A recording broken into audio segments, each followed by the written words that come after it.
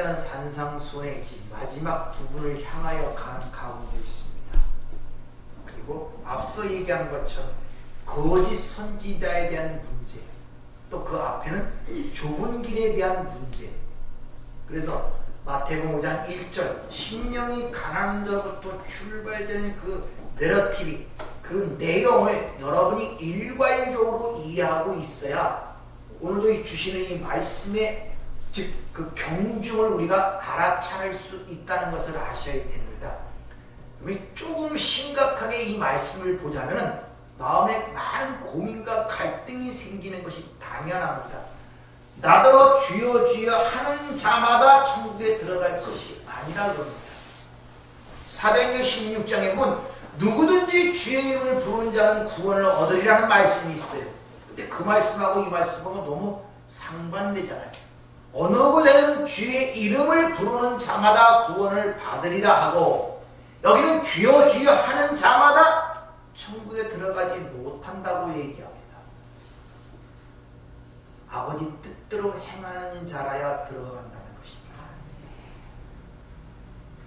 그런 고민들을 여러분이 신앙생활하면서 한 번씩 들은 그런 굴곡과 그런 마음의 의심, 갈등, 번민 이렇게 스스로 돌아보는 경우들이 있어야 됩니다. 아무런 그런 갈등과 고민 없이 여기까지 왔다면 여러분 뭔가 지금 잘못되고 있는 거예요. 고민들을 이런 말씀을 통해서 한 번들 해보셔야 돼요.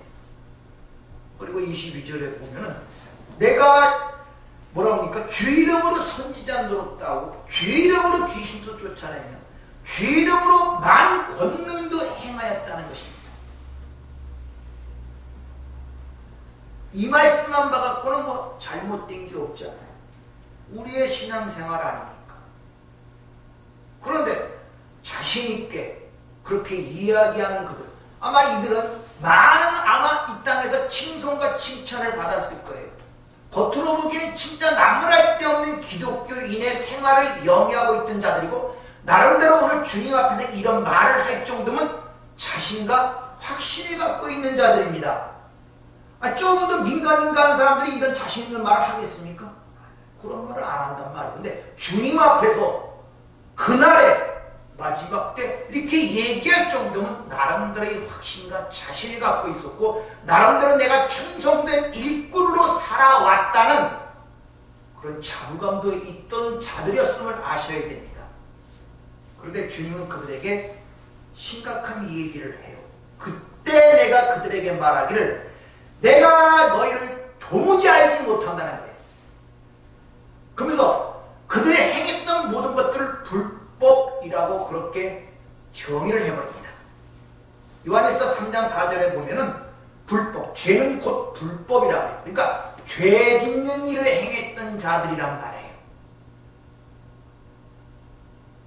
따라서 여러분들이 신앙생활을 그냥 이끌려가는 것이 아니라 이런 말씀들을 통하여 자기 자신을 돌아볼 줄 알고 자기 자신을 검증하며 검토하는 시간들이 반드시 필요하다는 것을 여러분이 자각을 하셔야 됩니다. 네.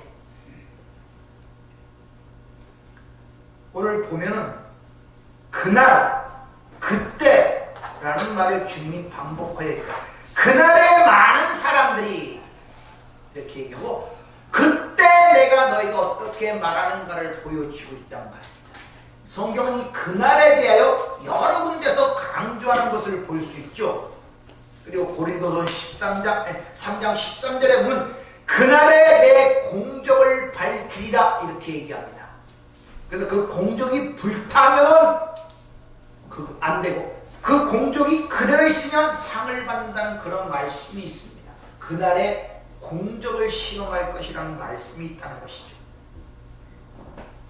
따라서 오늘 이 두 가지 언어, 그날, 그때라는 이 언어를 통하여 주님이 당신의 백성들에게 상기를 시키는 거예요. 너희들의 삶이, 너희들의 모든 생애가 그날을 준비하는 삶을 살아야 된다는 것을 우리에게 지금 경각심을 주고 있단 말입니다. 오늘의 삶이 아니라 그날을 준비하는 오늘이 돼야 되는 거예요. 그래서 아모스 선지자가 아모스에서 그러니까 하나님 만날 것을 예비하라 그러죠. 여러분의 지금의 삶은 현재 무엇을 내가 행하는가가 중요한 것이 아니라 그 날을 위하여 준비하는 삶이 바로 오늘이라는 것을 여러분이 잘 자각을 하셔야 돼요. 내가 주 이름으로 선지자 노릇도 했고 하나님의 말씀을 증거하고 가르쳤단 말이에요. 주 이름으로 귀신을 쫓아냈다는 거예요. 다른 영, 올바른 영을 줬다는 것입니다. 권능도 행했다는 거예요. 근데 내가 너를 도무지 알지 못한다고 도무지 뭐가 잘못됐냔 말이에요. 그러나 주님이 하시는 말씀이 아니면 그들이 말하는 고백을 갖고는 절대 뭐가 잘못된지를 몰라요. 어떻게 알겠습니까?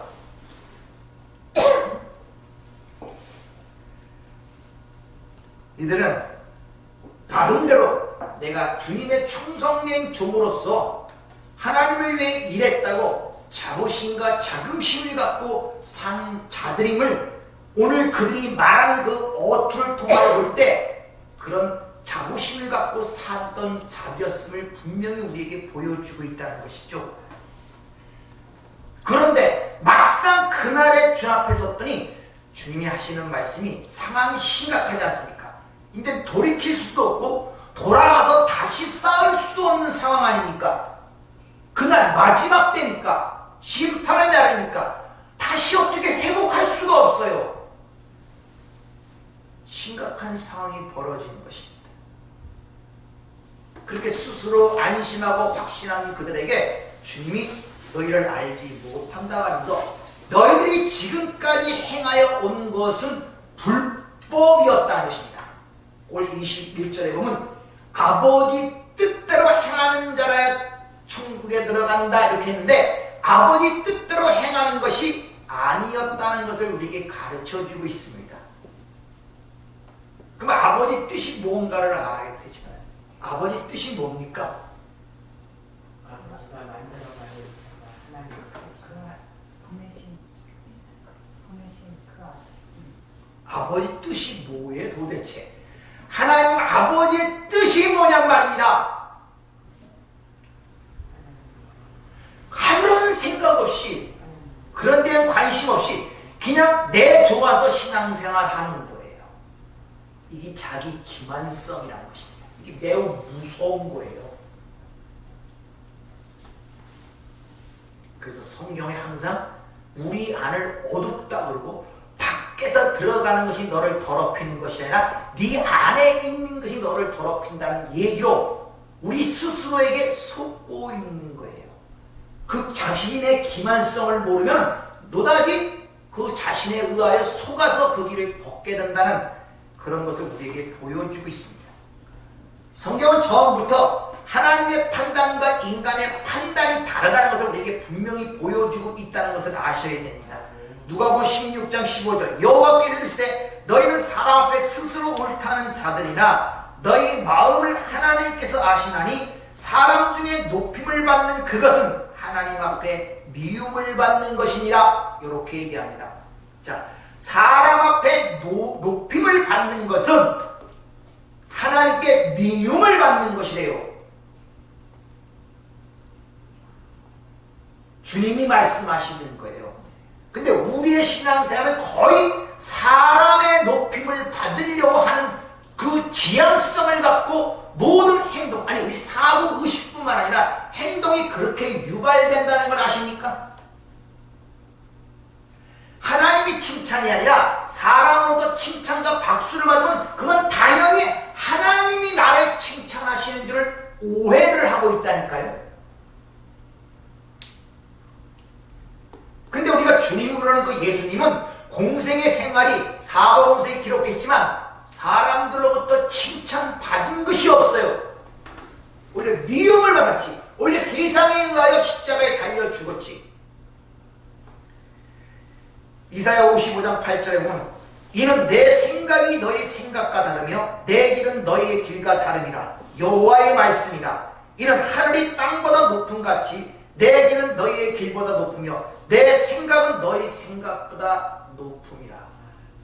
너희 생각과 내 생각, 너희의 판단과 내 판단은 전혀 다르다는 것을 지금 우리에게 보여주고 있는 거예요. 근데 내 생각이 곧 하나님의 생각처럼 느낄 때가 많습니다. 우리의 사고와 우리의 생각과 판단으로 기준한 것이 곧 하나님의 올바른 판단과 기준으로 생각할 때가 너무나 많아요.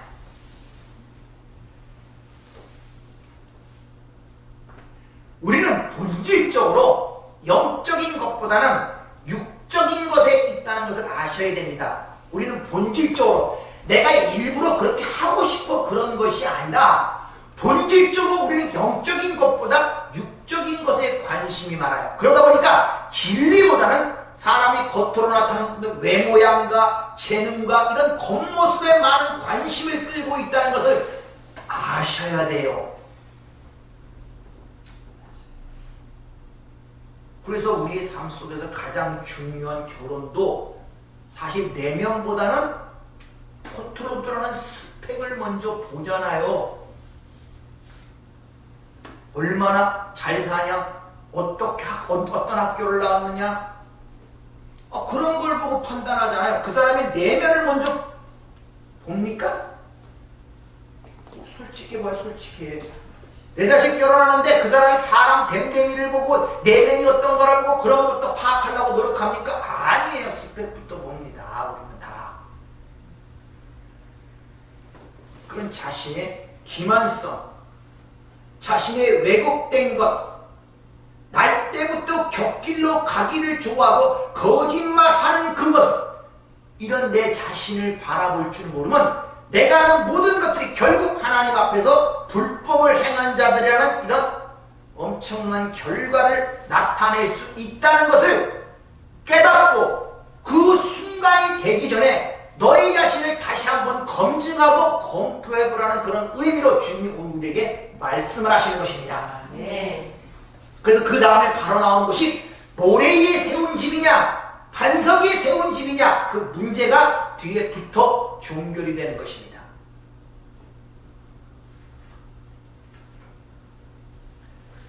우리는 의식적으로 나타나는 외식에 대해서는 잘 인식하고 알지만 무의식적인 의식에 대해서는 우리는 무지할 뿐 아니라 무능력하다는 것을 여러분이 아셔야 됩니다. 그러니까 무의식 즉 외식이라는 것은 내가 날 때부터 곁길로 나가 거짓말하는 존재로 태어났기 때문에 그게 나쁜지 모르고 그렇게 나가고 그렇게 끌어나간단 말입니다. 내가 그렇게 가니까 전혀 거기에 대해서 검증과 자신을 돌아보지를 않는단 말이에요. 그래서 성경은 처음부터 너희가 거듭나야 돼, 새롭게 태어나야 돼, 영으로 나야 돼, 진리의 말씀으로 나야 돼, 내가 새 마음을 줘야 되고 새 지식을 줘야 되고 새 영을 줘야 돼 라고 그렇게 새 언약 속에 반복함에도 불구하고 거기에 대해 우리가 창념치 못한다면 내 자신이 잘못할 뿐만 아니라 남까지도 글러, 즉 소경을 인도하는 결과를 낳게 된다는 것을 아셔야 됩니다.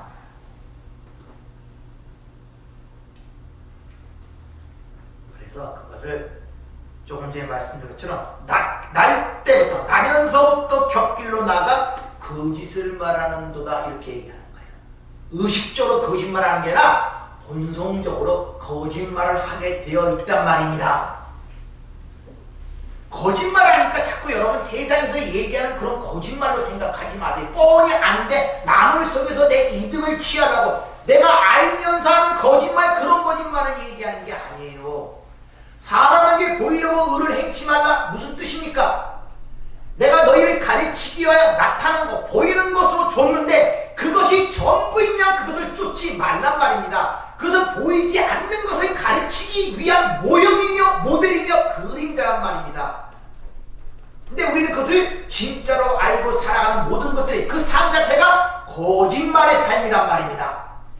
그러니까 이 땅에 사라지도 없어질 것들이 너에게 행복을 줄 것이냐, 그것이 모든 것이냐, 세상을 우리에게 계속 충동질하고 우리는 그렇게 났기 때문에 거기에 귀가 쉽게 열리고 거기에 쉽과 동화가 된단 말입니다. 거기에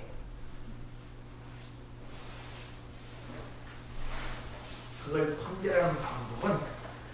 하나님의 말씀에 비추어 보는 것 외에는 다른 방법 없어요. 아멘.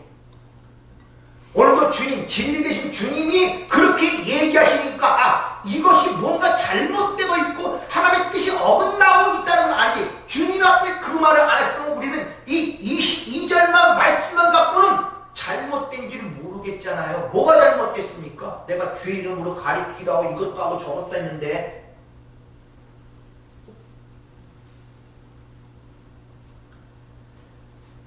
따라서 우린 신앙생활을 하면서 그냥 가는 것이 아니라 항상 말씀을 드리죠. 공중의 항법사, 대항해사가 있듯이 항상 이 비행기가 바다의 방망대에 가는 배와 공중하는 이 비행기가 올바른 방향으로 올바른 목적지로 가는가를 확인하는 일들을 계속 반복하여 하듯이 우리의 신앙생활도 바른 목적지와 바른 목표를 갖고 사는지 항상 자기 자신을 검토하고 검증을 해야 된다는 것입니다. 네. 근데 이게 쉽지 않아요. 자기 자신을 검토하는 왜? 너무 부정스럽고 부정적이며 고통을 가져옵니다. 칼은 남을 사용할 때보다도 그 칼이 나에게 사용될 때 불안하고 두려운 것이 우리의 현실이란 말입니다.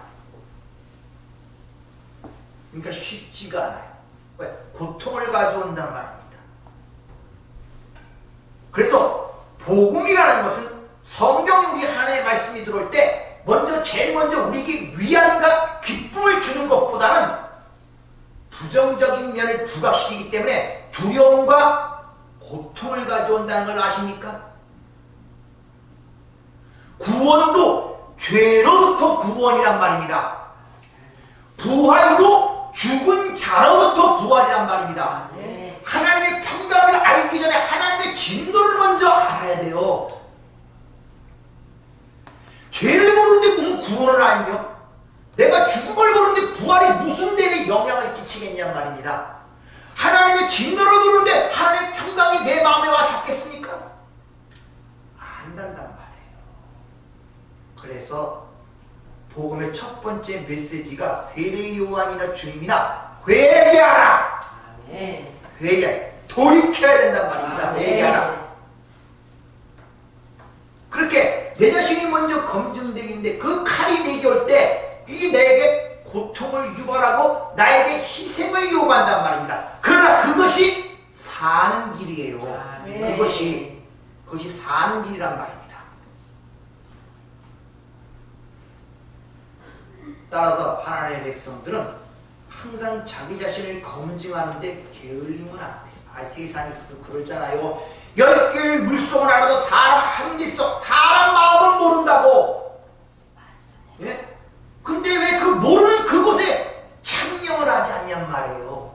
참그 원인을 왜 밖에서 찾냔 말입니다. 주님은 분명히 더러운 것이 네 안에서 나온다고 이 얘기를 하는데 우리는 그 말이 왜 마음에 닿지 않냔 말이에요. 전부 다 밖에서 오는 걸로 생각하잖아요. 밖에서.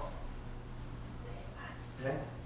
그러니 내 마음이 무엇보다 부패하고 더러운 것이 내 마음이라는 그 말이 마음에 닿질 않아요. 그러니 끊임없이 영적인 것보다는 외적인 것을 변화시키려고 부단히 노력한단 말입니다. 그것에 곁길로 가게 되기 때문에 거기에 익숙하고 동화가 쉽게 돼요. 거짓 선지자에 미혹되는 게 그 사람들이 우리의 매가지를 끌고 너 안 믿으면 너 죽여 이렇게 끌고 와서 거짓 선지자에 미혹되는 게 아니에요. 우리 안에 그것이 있기 때문에 쉽게 동화가 되고 거기에 거짓 선지자에게 가는 것이지 그 사람들이 우리 오기 싫은 거 모가지를 끌고 따라와? 아니에요. 그럼 쉽죠. 더 분별하기가 쉽단 말입니다. 그러나 얼마나 내 자신이 미혹되는 것이 많은지를 우리가 안다면은 그런데 하나님의 말씀을 갖고 분별하도록 노력을 해야 되는 거예요. 이 끌림. 자, 이 TV에 보면은 사기당하는 사람들이 많죠. 투자를 해갖고. 그 사기 당한 사람의 그 사심이 하나도 없었습니까? 공정한 마음으로 그걸 벌기 위해서 투자를 했습니까? 아니요. 사심이 있어서 그래요. 거기에 유혹이 있단 말입니다. 정당한 이자를 받아 세달이라 몇 배 불려준다니까. 1년에 3개월 안에 불려준다니까. 자기 욕심이 개입이 되니까 거기에 걸려 들어가는 것이지, 그런 마음이 야였으면 걸릴 필요도 없단 말입니다. 근데 사람들은 그거 몰라요. 내 잘못은 모르고, 내 사욕은 모르고, 내 욕심은 모르고, 잘못한 그들만 탓하는 거예요. 우리를 속였다, 속임을 당했다고만 생각한단 말입니다. 내가 그 문을 미끼를 문 내 안에 그 탐심을 보지 못한단 말이에요. 이게 문제란 말이에요. 근데 신앙생활도 똑같아요.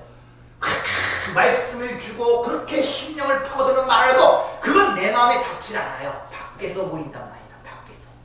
저거 다 사라져. 자, 내 안에 일반적 기만성, 이 뭐가 있는지를 한번 요인적으로 한번 살펴보죠. 첫 번째는 우리가 구원의 확신을 갖는데 문제가 있다는 것을 아셔야 됩니다. 대부분이 쉽게 얘기하죠. 누구든지 주의 이름을 부르는 자는 구원을 받으리라. 주 예수를 믿으라. 그러면 너 안에 구원을 얻으리라. 그 말씀을 그대로 맥락적으로 갖고, 그래, 주의 이름 주여 주여 부르면 구원을 받았다고 생각하는 분들이 상당히 많단 말입니다. 그리고 마음으로 믿어, 입으로 신하여 구원에 있는 자는 로마서 10장 10절의 말씀처럼 예수를 나의 주로 영접합니다 하면 그걸로 끝나는 것으로 알아요. 그럼 구원받았다고 생각하는 분들이 많단 말입니다. 쉽게 말하면 동전을 넣기만 하면 커피가 똑 떨어지듯이 그런 식으로 신앙을 생각하는 분들이 엄청 많다니까요. 주여 부르면 거저 구원을 받는 걸로 생각하고 있단 말입니다.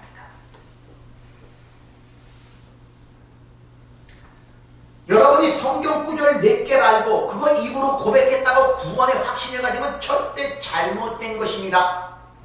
그것으로 여러분 구원받지 못해요.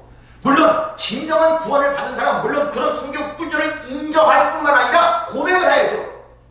그러나 그 성경 구절 몇 개 아는 것으로 고백했다고 그것이 구원의 확신이 될 수 없다는 사실을 여러분이 아셔야 됩니다. 오늘도 보면 주여 주여 주의 이름을 부르는 자들이라니까요. 오늘 본문 말씀 그러잖아요. 주의 이름을 부르는 자들이라고요. 근데 성경에 보면 귀신도 주를 알고 떤다 얘기합니다. 마가복음 1장 24절에 보면 악한 영도 주인이 거룩한 자인 줄 알고 인정하고 고백하는 내용이 기록되어 있다니까요.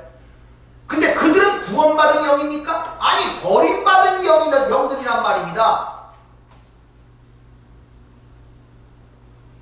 한때 그런 신앙주의, 만데니즘이라고 하고 교회를 혼란케 하던 이단이 있었어요. 이게 만데니즘이라는데 그들이 얘기하는 게 바로 예수를 주라 고백만 하면은 너는 구원받았다.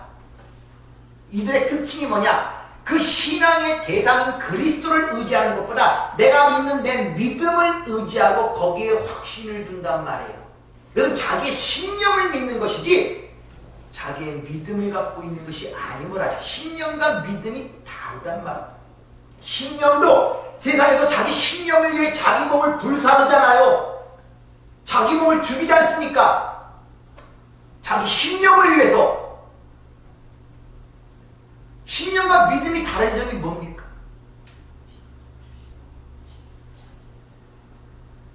근데 신념과 믿음을 같은 걸로 생각해요. 반드시 되겠다는 자기 신념을 그걸 믿음으로 갖고 있다니까요. 아니, 우리는 내가 갖고 있는 그 믿음을 의지하는 것이 아니라 믿음의 대상인 그리스도를 의지하는 것입니다. 네. 그걸 잘 깨달으셔야 돼요. 여러분 자꾸 여러분의 믿음을 자꾸 바라보고 자기 믿음을 내가 믿음이 없지 내가 왜 믿음이 있지 자꾸 자기 믿음을 갖게 돼 그 바라보고 되다 보면 반드시 여러분 영적 파산에 떨어지게 되어 있다는 것입니다.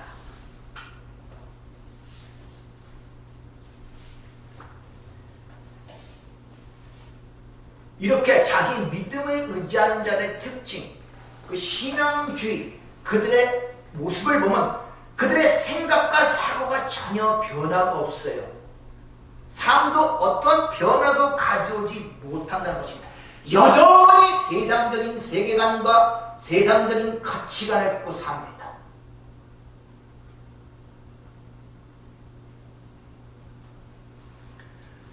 이것은 오늘의 문제뿐만 아니라 이미 초대교회에서부터 그런 일이 있었음을 고린도 교회, 즉 고린도 전서 6장에 보면은 사도 바울이 그런 면을 지적합니다. 불의한 자가 하나님의 나라를 유업으로 받지 못할 줄을 알지 못하느냐? 미혹을 받지 말라. 음행하는 자나 우상 숭배하는 자나 간음하는 자나 탐색하는 자나 남색하는 자나 도적이나 탐욕을 부리는 자나 술 취한 자나 모욕하는 자나 속여 빼앗는 자들은 하나님의 나라를 유업으로 받지 못하리라. 지금도 이단들이 있죠. 한번 구원받으면 영원한 구원이니까 그때는 윤리 도덕 같은 거 아무 필요 없고 막 살아도 된다. 이게 구원판입니까?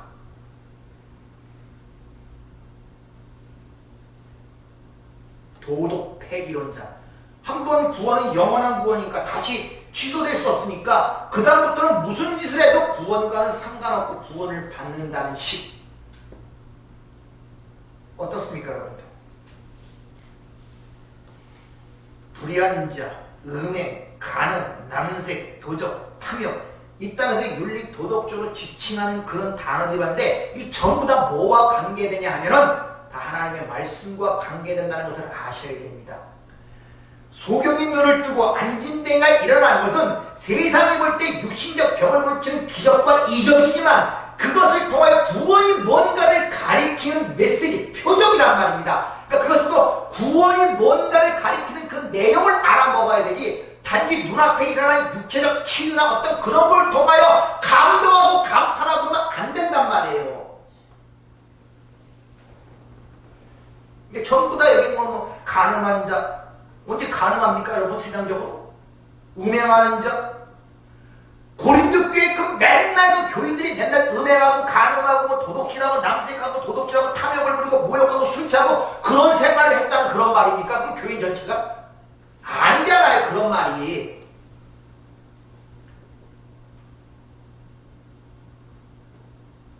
근데 지금도 그렇게 알아들어요. 그럼 이런 말할 때 마음이 왜 안 되느냐? 나는 불의도 행하지 않고 우상숭배, 간음 안 해, 탐색 안 해, 남색 안 해지, 도적 아니 그런 걸 왜 해?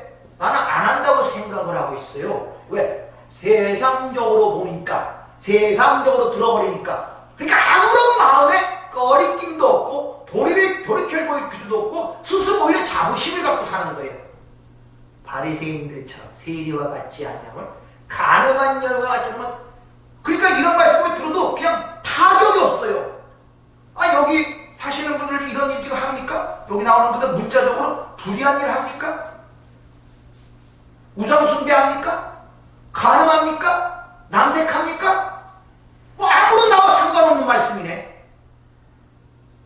그러니까 성경이 전체 아무런 상관없는 말씀으로 나의 마음이 되지를 못하는 거예요. 들어오지 못해요.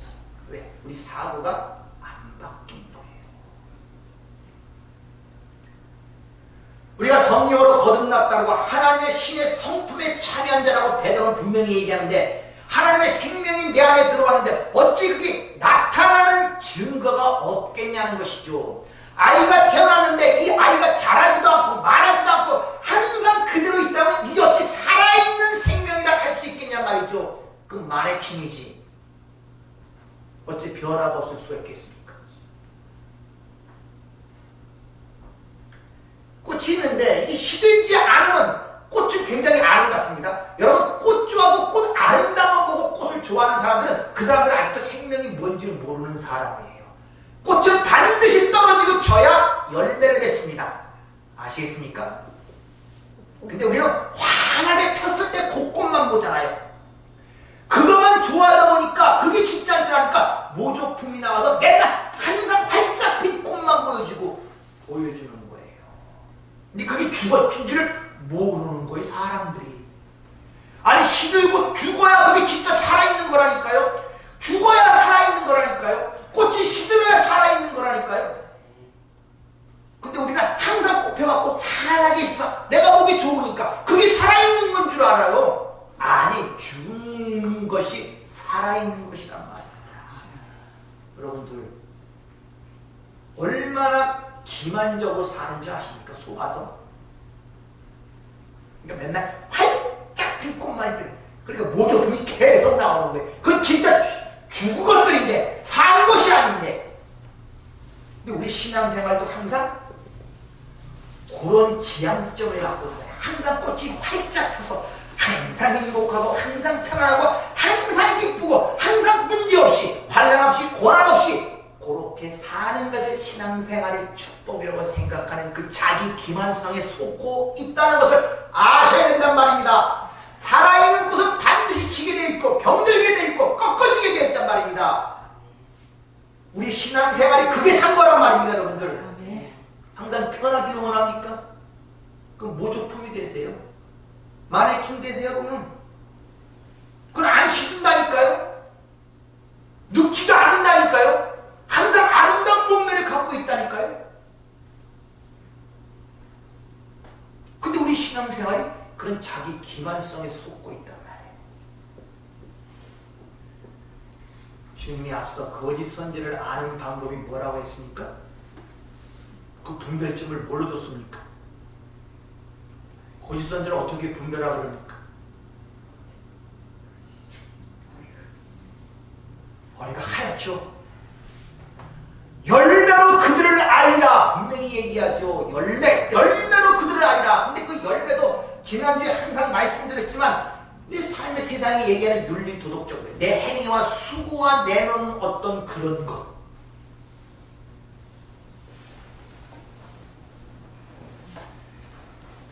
열매로 그들을 알리라. 그 열매가 뭐라 그랬습니까?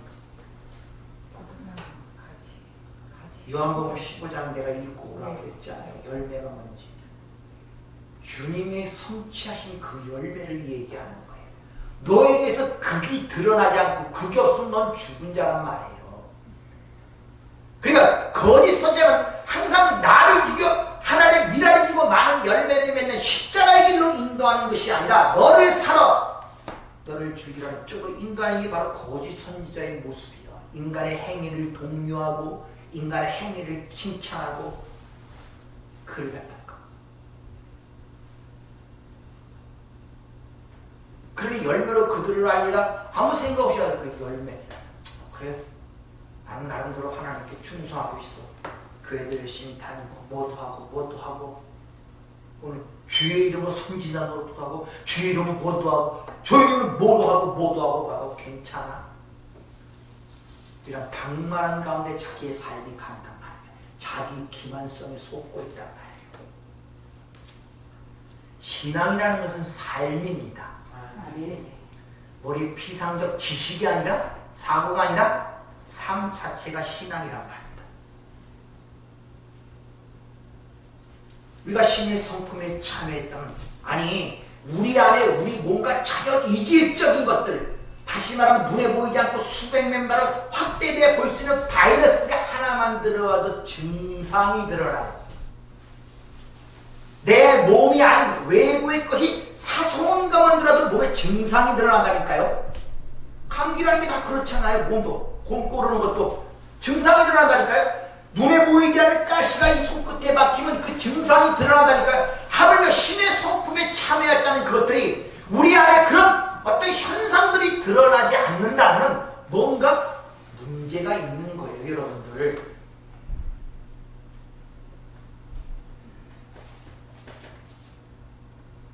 그러니까 이것을 발견하는 방법은 하나님의 말씀을 비추어 자신을 검토하는 방법 외에는 없습니다. 네.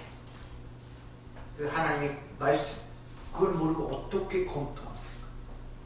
대부분의 검토가 하나님의 말씀을 빛으로 받아 그거에 내 자신을 비춰보는 것이 아니라 주님 앞에 나를 비춰보는 것이 아니라 대부분 세상이 세우는 윤리 도덕적 삶에 자신을 비춰봐요. 그것을 자신의 것으로 갖습니다. 그걸 하나님의 뜻대로 산다고 생각을 하고 있어요. 누굽니까? 바리새인들. 근데 그들을 향하여 주님이 외식하는 자, 소경된 자, 독사의 새끼, 마귀의 자식들 이렇게 이야기를 한다는 것을 아셔야 돼요. 우리는 주님 앞에서 내 자신이 벌거벗은 것처럼 드러나야 돼요. 그 예리한 검이 나를 파고 들어와 내가 생각지 못한 부분들을 잘라는 고통과 아픔과 희생이 있어야 된단 말입니다. 근데 그걸 싫어하니 왜 고통이 있습니까? 근데 그 고통이 나를 살리는 건데 네가 죽고자 하면 산다는 말이 그건데 그게 싫단 말이에요. 그러니까 편한 세상의 윤리 도덕적 세상 기준에 의하여 다시 말하면 세계관과 가치관이 하나도 변화 없이 세상의 방식을 따라 살아가면서 자기 자신을 끌고 가니까 그렇게 그런 경각심을 오늘 우리에게 주고 있단 말이에요. 또 하나 자신의 기만성을 주는 그 기만성 중에 위험한 것이 뭐냐면 자신이 외부적으로 하는 활동의 삶의 보람을 느끼고 살아간단 말입니다. 무슨 말이냐? 헌신적으로 선교사는 선교사가 어느 날 중병이 들었고 어느 날 자기 사랑하는 아들이 죽어버렸어요. 그러다 곧 절망하는 일들이 닥친단 말입니다. 의심을 하고 절망하는 왜 그렇습니까? 이런 일들은 그 선교사가 사는 보람을 외적인 행동에 보람을 가지고 사는 거예요. 근데 어느 순간 그런 일이 없어져 버리자 아니 할 수 없게 되자 절망을 느끼는 거예요. 쉽게 말하면 헌신적 사회에서 가장 중요한 영원히 양육이 되지 못한 것이었단 말입니다. 여러분 신앙생활에 지금 열심히 하고 있지만 진짜 중요한 여러분이 양육, 즉 영원히 양육되지 못하면 여러분이 지금 열심히 하고 있는 그 보람된 일을 하지 못할 때 절망을 느낀다니까요. 여러분 지금 무엇을 보람으로 살아가고 있습니까? 물어보겠습니다. 뭘 지금 사는 보람으로 느끼고 있어요?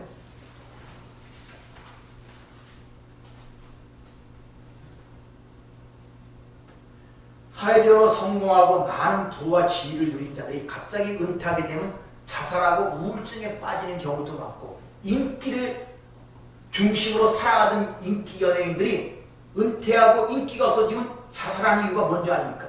그 사람이 사는 보람은 사람들로부터 칭찬과 박수였어요. 여기 사업자가 사는 목적은 자기 열심히 이루는 부가 자기 사는 보람이었어요. 근데 그걸 어느 날 못하게 되자 우울증에 빠지고 자살로 이어지고 있다는 것입니다. 신앙생활의 가장 중요한 것은 유일하게 남는 것 하나 됐으니 그 영원히 양육되지 못하면 어느 날 여러분이 의지하고 보람으로 느끼던 그것이 사라진 날 절망하게 된단 말입니다.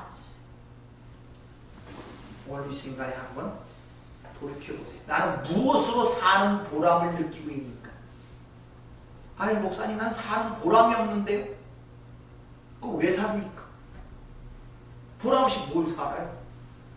그 사체가 고통스러운 거예요. 마지못해 끌려가니까 우울증들이 그거 아닙니까?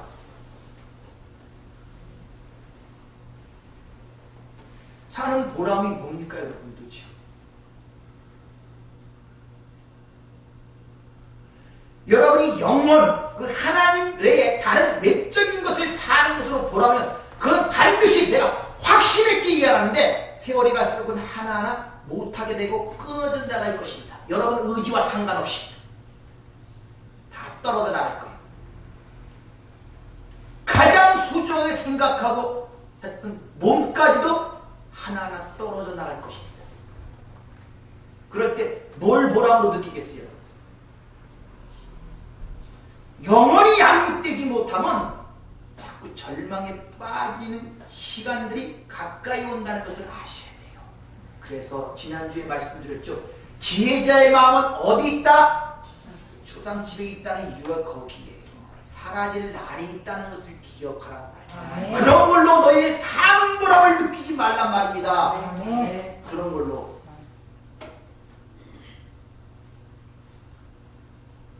또 위험성 중에 또 하나, 지금 우리가 무의식적으로 알지 못하는 그런 자기 기만성에 대해서 말씀을 드리는 거예요. 첫 번째는 기독교의 신앙은 삶이기 때문에 몇 가지 성경 구절을 아주 입으로 고백했다고 구원의 확신이 되는 것이 아님을 아셔야 됩니다.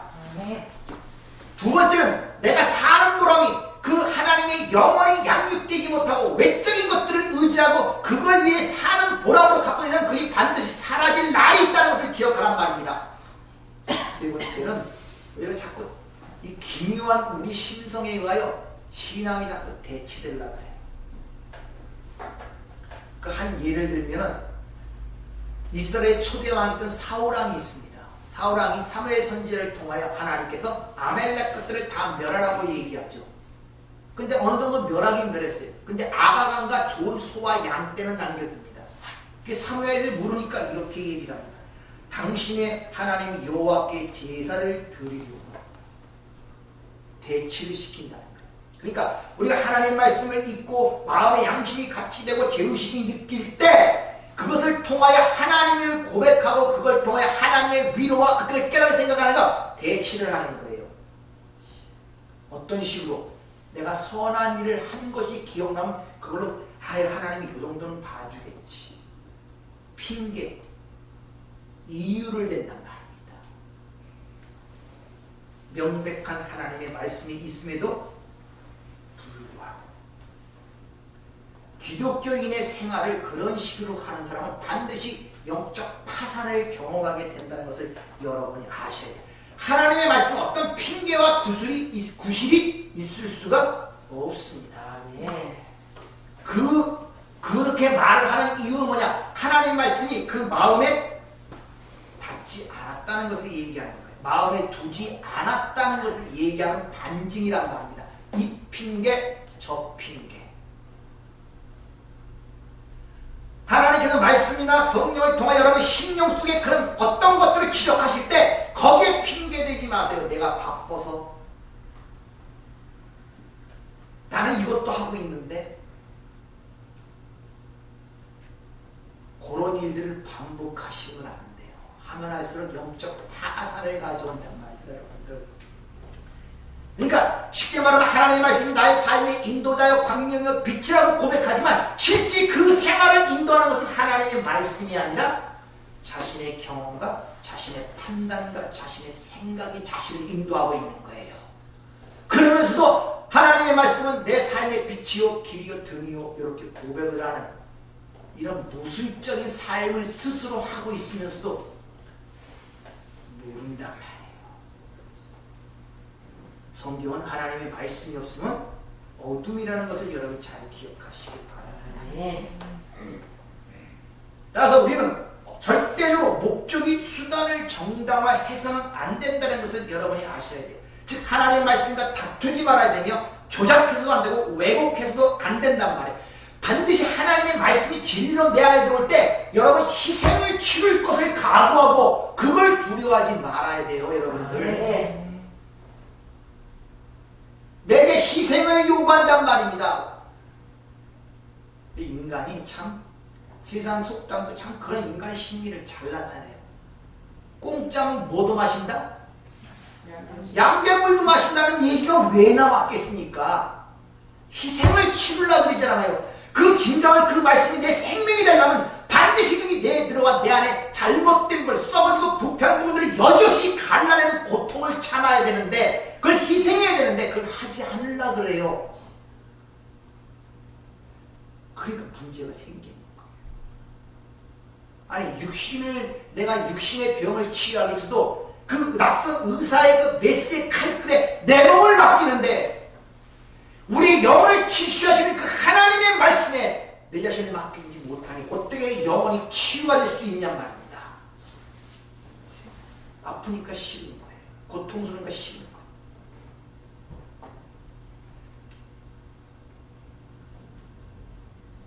이렇게 하나님의 말씀이 예리한 검으로 내게 들어와 나를 수술해 나갈 때 반드시 희생이 따르고 근데 거기에 두려워하지 말란 말이야. 그것은 내가 사는 길이기 때문에 그래. 자꾸 자신을 변호하지 마세요. 맞습니다. 하나님 나는 그런 자입니다. 그래서 주님이 필요하고 주님이 나를 십자가에 죽으셨으니까 주여 나를 버리지 마세요. 베드로는 3번씩 주님을 불렸지 않습니까? 그래도 베드로를 찾아와 사랑하는 우리 주님 내 모습 그대로 주 앞에 내놓습니다. 이래야지 자꾸 요 핑계 저 핑계 대갖고 거기서 머물고 벗어날라 하면 안 된단 말이에요. 그리고 자존심 때문에 그러면 안 된단 말이에요. 하나님이 치유하시겠다고 말씀에 검을 대는데 그게 싫다고 내가 치유하겠다고 부실하고 핑계를 내서는 절대 안 돼요. 네. 이 땅에 살면서 무엇보다 중요한 것은 제일 중요한 것은 주님과의 관계성이라는 걸 아셔야 돼요. 사람도 관계성이 나쁘면 아무리 좋은 말을 해도 그게 좋은 말로 들립니까? 다 역으로 들려요. 사람이 싫으면 다 싫어요. 밥 주는 것도 싫고 돈 주는 것도 싫어요. 사람이 싫으면은 주님과 관계성이 가장 중요하다는 것을 아셔야 된다. 네. 나의 활동, 어떤 행위, 어떤 결과가 아니라 그 주 예수 그리스도와 나의 관계성에 관심을 가지란 말입니다. 그래서 고린도서 13장 5절에 예수 그리스도께서 너희 안에 계신 줄 너희가 스스로 알지 못하느냐? 그렇지 않으면 너희는 버림받은 자리라 이렇게 이야기를 하죠. 여러분 예수를 알고 계십니까? 인격적으로 알고 계세요? 그분과 친밀하세요?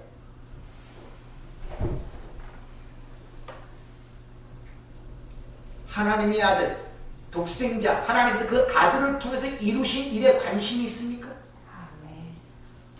예수님 십자가에서 다 이루었다. 텐테노스타이. 그 일에 진짜 중요한 관심이 있습니까? 그게 진짜 관심이 있습니까? 그게 뭔지? 돌이켜보세요.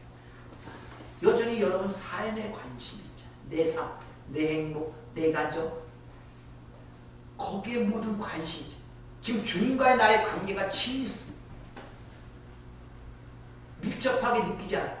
그러니까 뭘 얘기해도 그게 좋게 들리겠습니까? 관계가 별로 안 좋은데. 부부간의 관계도 기분 좋으면 나쁜 말도 좋게 들리고 다 좋게. 관계 나쁘면 밥 먹는 것도 밉살스럽죠. 제가 그런 걸 많이 느껴요. 관계가 나쁘면 라면 끓여 먹는 것도 밉살스럽게 보입니다. 제일 중요한 것은 주님과 여러분의 지금 관계성이라. 네. 그래서 주님께서 승천하시기 전 그 제자들에게 뭐라고 말씀하십니까? 내가 너에게 분부한 것을 가르쳐 지키게 하라. 뭘 가르쳐? 분부한 것. 분부한 것. 엔톨로스. 내 안에서 완성되고 성취된 그것을 그들에게 가르쳐 그걸 간직하도록 만들어라. 이런 말이란 말입니다. 그러면 그 텐테로사이 완성된 것이 무엇인가를 알아야 되잖아요. 하나님이 그 아들을 통해 완성하신 것, 우리에게 주신 것이 무엇인가에 관심을 가져야 되잖아요. 근데 거기에는 전혀 관심이 없단 말이에요. 앞에서 얘기했죠. 예수가 나를 위해서 십자가에서 죽었어. 내 죄 때문에 죽었어. 예수 때문에 난 영생 얻었어. 하늘나라에 가게 돼. 근데 속은 그렇지 않아요. 항상 세상을 불안하고 두렵고 세상을 형님한 근심이 오고 세상의 세상과 가치관을 갖고 그게 보석처럼 보이고 그게 행복처럼 보이고 왜 하나님이 이걸 안 주시나 왜 저걸 안 도와주시나 나를 행복하게 왜 못 만들지 전부 다 나를 위해 하나님을 섬기니 그게 우상숭배하는 건 뭡니까? 에베소 1장에 보면 우리를 창조하고 예수 그리스도를 선택한 이유를 분명히 밝히는데 그 은혜를 감사하며 찬송하기 위함이라. 아멘. 그게 우리의 삶의 목적이란 말입니다. 아멘. 하나님이 선택하신 목적이란 말입니다. 아멘. 하나님이 그 아들을 통해 우리에게 이루시고 거저주신 그것을 무엇인가를 삶 속에 하나하나 깨달아 감사하며 찬양하는 삶의 쪽으로 관심을 갖고 나가야 되는데 그 일은 모르고 그냥 현재의 내 삶을 바라보면서 왜 그런가? 왜 그런가? 왜 그런가? 왜 그러긴 왜 그래요? 세상이 그래요. 아니 언제 성경에서 세상에 행복한 삶을 그거 한다고 얘기한 적 있습니까? 언제 예수 믿고 여러분이 행복하게 만들어준다는 얘기가 있냔 말이에요. 아무런 고난도 고통도 그것 없이 사람들 칭찬과 평판 속에 잘 살아가다 천국 그런 말 어딨냔 말이에요. 성경에 원래 십자가의 길이고 네 자신을 부인해야 되고 십자가를 지고 나를 따르고 그게 예속적으로 나타나고 보여주는데 그거는 관심도 없어요. 이거 아무리 소리도 잘 보이지도 않아요. 그걸 점검해 보란 말이에요. 말씀을 통해서 내가 올바른 관심을 갖고 있는가? 하나님과의 관계에 중점이 있는가? 하나님과의 그 일이 진짜 내가 감사하고 찬양할 일이 나가 생기는가? 내가 얼마나 미약한 존재인가? 티끌이 하나님의 생명을 신의 성품에 참여한 자가 하나님의 백성, 그 나라의 위험을 얻는 하나님의 자녀가 되었는데 그것이 진짜 깨달아지는가? 내가 티끌 같은 존재, 먼지 같은 존재, 아무런 무능력한 나심의 존재인데 하나님의 이름으로 하나님의 자녀가 되었구나. 영원한 생명을 가졌게 되었구나. 진짜 내 안에 어둠이구나. 이것이었으면 난 죽을 수밖에 없구나. 어느 한 구석을 내놓을 데가 없구나. 왜 나는 암만 나오지? 내 안에 어둠만 보이지? 사도 바울처럼 곤고한 자다. 이 사망의 늪에서 누가 나를 건져내리고 아멘. 이런 절박한 자신의 실상을 깨닫는 그런 지점들이 여러 신앙생활 속에서 굽이굽이마다 나타날 때 그 은혜를 찬송할 수 있는 자가 된단 말입니다. 아멘. 그게 하나님이 원하시는 길이에요. 아멘. 이 멸망당하는 세상에서 자기 돈으로 건물 몇 개 줬다고 그게 칭찬받을 일일 것 같습니까? 내가 손발 왼발 발 다 부르트면서 복음을 전하여 1000명을 전도하여 구원시켰다. 그게 여러분이 하시는 일입니까?